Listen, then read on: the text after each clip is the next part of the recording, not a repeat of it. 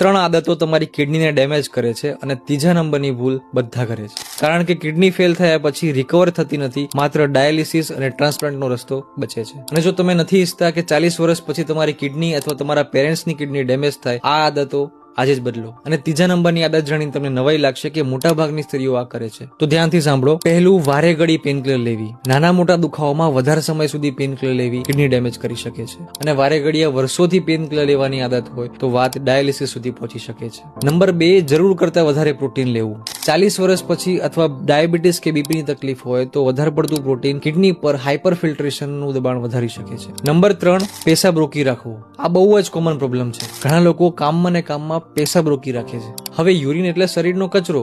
જો તમે કચરાને સંગ્રહી રાખશો તો એમાં રહેલા ટોક્સિન અને બેક્ટેરિયા કિડની પર લોડ પાડશે. એના કારણે યુટીઆઈ એટલે કે યુરિનરી ટ્રેક ઇન્ફેક્શન થવાના ચાન્સીસ વધે છે, અને લાંબા ગાળાની આ આદત કિડનીને ડેમેજ કરી શકે છે. જો તમને આ વિડીયો ઇન્ફોર્મેટિવ લાગ્યો તો આગળ શેર કરો, અને આવા જ વિડીયો જો તમે મિસ કરવા ના માંગતા હોય તો પેજને ફોલો કરવાનું ના ભૂલતા.